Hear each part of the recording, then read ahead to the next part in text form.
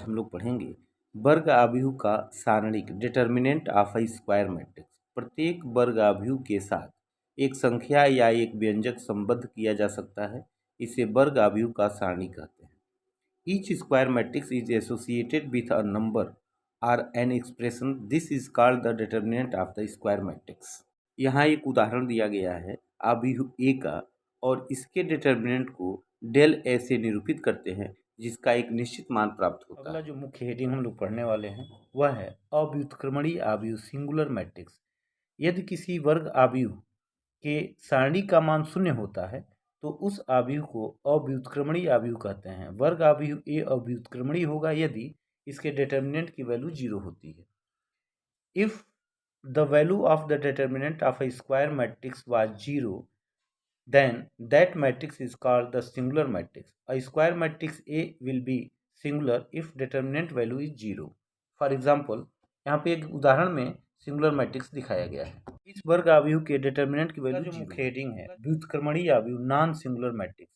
यदि किसी वर्ग आव्यूह के सारणी का मान शून्य होता है तो उस आव्यूह को व्युत्क्रमणीय आव्यूह कहते हैं। वर्ग आव्यूह ए व्युत्क्रमणीय आव्यूह होगा यदि इसके डिटर्मिनेंट की वैल्यू 0 नहीं है। If the value of the determinant of a square matrix was not 0, then the matrix is called the non-singular matrix. The square matrix A will be non-singular if the determinant is not 0. उदाहरण में एक B matrix दिखाया गया है और इसके determinant की value 0 नहीं है, इसलिए हम इसको नॉन सिंगुलर मैट्रिक्स यानी कि व्युत्क्रमणीय आने वाले हैं। उप आव्यूह सब मैट्रिक्स क्या होता है? किसी आव्यूह की कुछ पंक्तियों या कुछ स्तंभों को छोड़ने से प्राप्त आव्यूह को उप आव्यूह कहते हैं।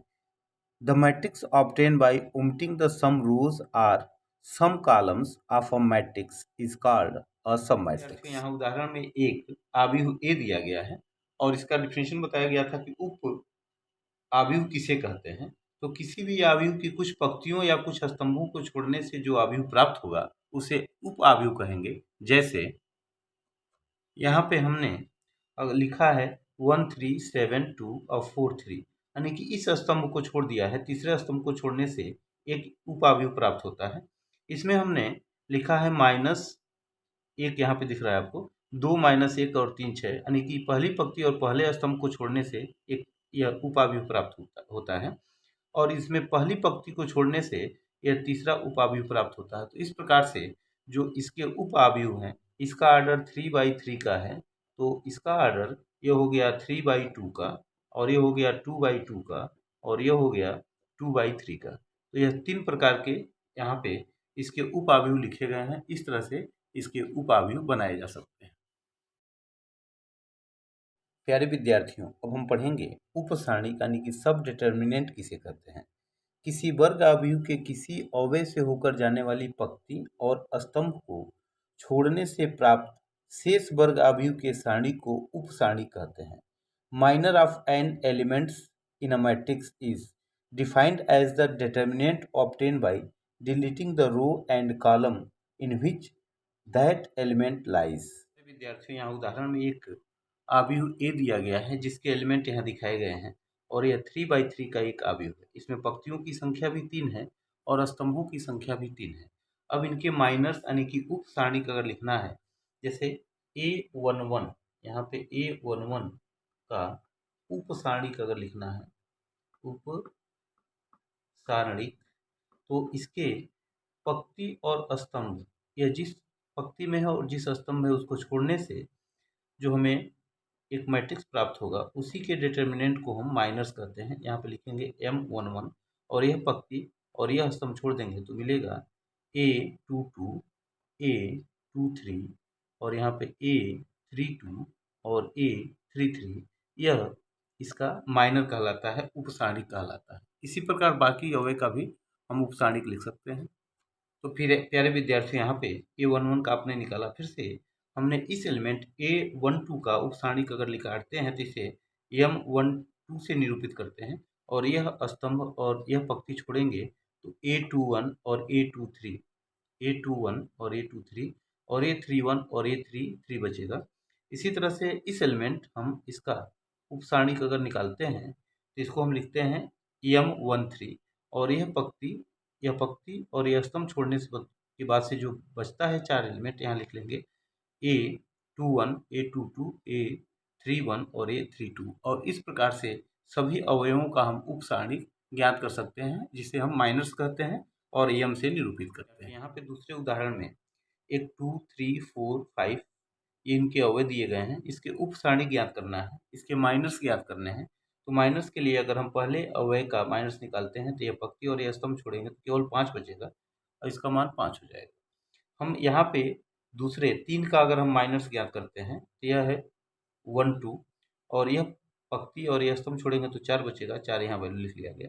इसी प्रकार से 2, 1 माइनस अगर इस एलिमेंट का निकालते हैं 4 का, यह 2, 1 से डिनोट करेंगे और यह स्तंभ और यह पंक्ति छोड़ेंगे तो 3 बचेगा, इसका मान 3 हो जाएगा।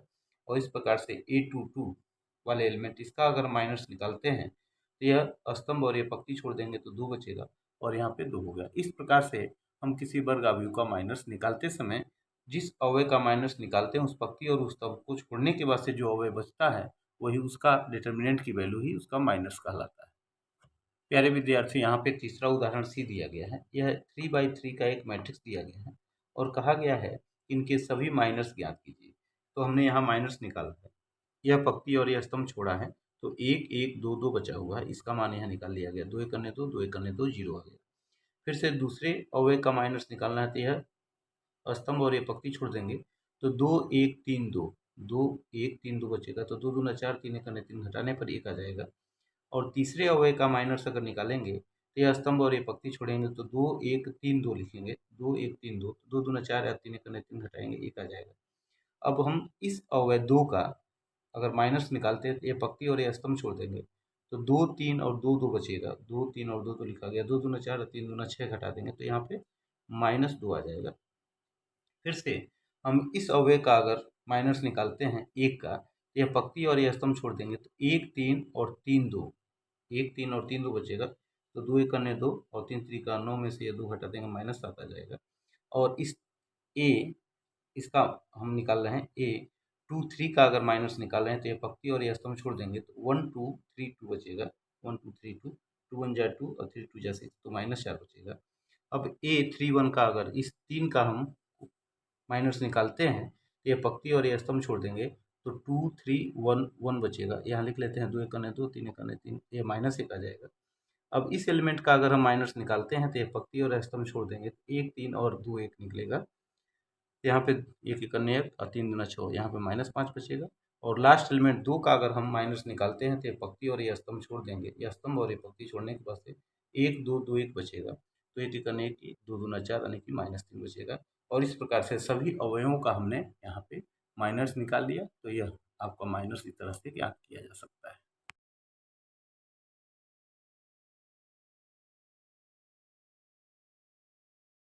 प्यारे विद्यार्थियों, जो सबसे महत्वपूर्ण टॉपिक है सहखंड या सहगुणनखंड या कोफैक्टर कहते हैं।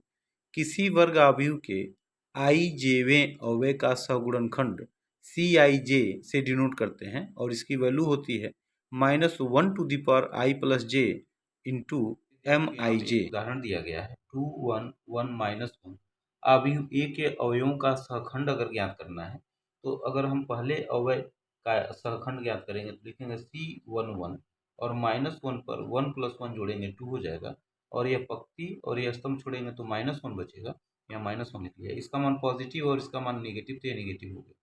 इसी प्रकार से यहाँ के एलिमेंट का अगर हम सहखंड निकालेंगे, यह एलिमेंट होता है 1, 2 यानी कि A12 का सहखंड निकालेंगे तो यहाँ लिखेंगे C12 और -1 पर इन दोनों को जोड़ेंगे 3 घात होगा, नेगेटिव होगा और ये पॉजिटिव होगा तो माइनस प्लस मिल करके यहाँ पे भी माइनस हो जाएगा, इसका चिन्ह भी माइनस हो जाएगा। अब यहाँ का एलिमेंट जो होता है वह कहलाता है A21 और इसका सहखंड C21 कहलाएगा। तो -1 पर 3 प्लस 2 + 1 3 हो जाएगा, ये माइनस होगा और ये प्लस है, ये भी क्या हो जाएगा माइनस हो जाएगा।